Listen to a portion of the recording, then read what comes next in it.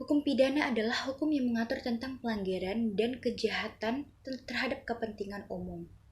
Pelanggaran dan kejahatan tersebut diancam dengan hukuman yang merupakan penderitaan atau siksaan bagi yang bersangkutan.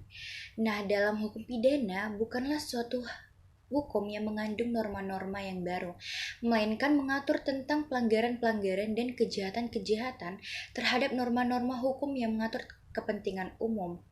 Dengan demikian, segala peraturan-peraturan yang mengatur tentang pelanggaran, kejahatan, dan sebagainya yang diatur oleh hukum pidana akan dimuat dalam sebuah kitab undang-undang hukum pidana atau disebut dengan KUHP. Tujuan hukum pidana yang pertama adalah melindungi kepentingan bersama. Hukum pidana hadir untuk menjaga, mematuhi, menegakkan, dan menjalankan hukum yang berlaku agar kepentingan bersama ini dapat dicapai.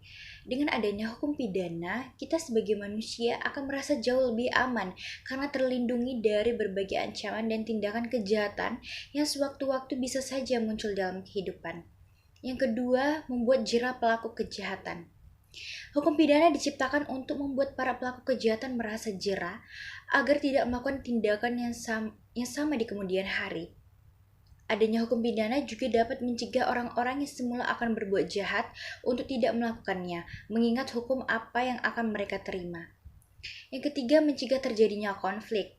Agar keadilan sosial dapat terwujud, maka hukum diciptakan untuk menjaga serta melindungi kepentingan bersama, sehingga akan menciptakan ketertiban yang diharapkan untuk mencegah terjadinya gangguan kepentingan yang dapat memicu sebuah konflik. Jenis-jenis hukum pidana dalam buku Pengantar Ilmu Hukum oleh Tami Rusli terbagi menjadi dua, yaitu hukum pidana material dan hukum pidana formil. Hukum pidana material yaitu memuat aturan-aturan yang menetapkan dan merumuskan perbuatan-perbuatan yang dapat dipidana. Aturan-aturan yang memuat syarat-syarat untuk dapat menjatuhkan pidana dan ketentuan mengenai pidana. Hukum pidana material ini diatur dalam KUHP. Sedangkan hukum pidana formil yaitu mengatur bagaimana negara dengan perantaraan atau perlengkapan melaksanakan haknya untuk mengenakan pidana. Hukum pidana formil bisa juga disebut dengan hukum acara pidana yang dimuat dalam Undang-Undang Nomor 8 Tahun 1981 tentang Kitab Undang-Undang Hukum Acara Pidana atau KUHP. Nah, hukum pidana juga dapat dibagi lagi menjadi dua, yaitu hukum pidana umum dan hukum pidana khusus.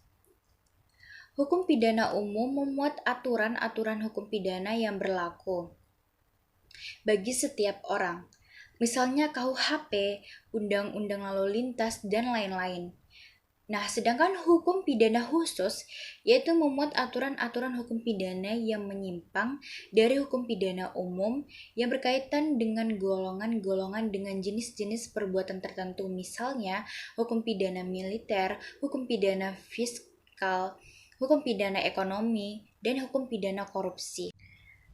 Asas umum hukum pidana terdapat 5, yaitu ada asas legalitas, asas teritorialitas, asas nasional aktif, asas nasional pasif, asas universalitas.